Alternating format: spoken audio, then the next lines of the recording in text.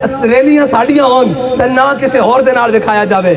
ڈب کے نہیں مردا میڈیا کہنے جی ہم صحافت کے علمدار ہیں, تم جھوٹ کے علمدار ہو, تم بددیانتی کے علمدار ہو, ظالموں کے علمبردار ہو, تم ہمیشہ ان پر پانی ڈالنے والے ہو. اور جناب ہمارے اوپر اتنا بڑا ظلم ہوا, چادر اور چار دیواری کا پامال کیا گیا تقدس, جناب شہداء کو خون میں نہایا گیا اسی روڈوں پر, کسی کو تکلیف نہیں ہوئی. اور جناب وہ پوچھ رہا ہے کہ صحافی بیٹھ کر جناب 4 دن آپ کو جیل میں مشکل تو ہوئی ہوگی, میں کہا ڈوب کے نہیں مرتے جنہوں نے ان سفید داڑیوں میں جناب جیلیں کاٹی ہوں, تم نے ان کا تو نام نہیں لیا اس لیے کہ انگریز تمہیں کہتا ہے ان کو ہیرو بناؤ. لیکن یاد رکھنا وما تشاؤون الا ان یشاء اللہ, ہوگا وہی جو اللہ چاہے گا. اور وَتُعِزُّ مَن تَشَاءُ وَتُذِلُّ مَن تَشَاءُ. ایک ہے تحریک لباک کو ایک بڑا جناب ایڈا وڈا بولی کتے ورگا منہ لے کے جناب کہنا سی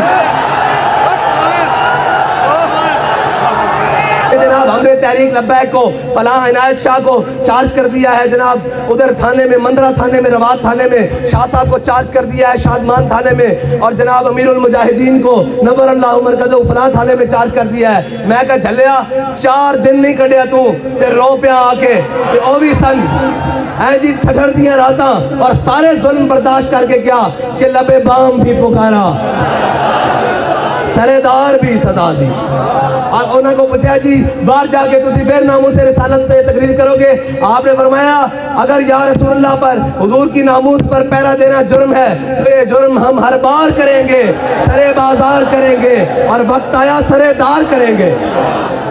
اور بابا جی کے غلاموں نے, بابا جی کے کارکنوں نے اور جانثاروں نے یہ کر کے بھی دکھایا کہ گولیاں لگی ہوئی تھی, روزے کی حالت تھی, لبیک یا رسول اللہ کا نعرہ لگا کر دکھایا. اور یاد رکھنا ایک بات پکی ہے کہ جناب تمہارے میڈیا کا محتاج تحریک لبیک نہیں ہے.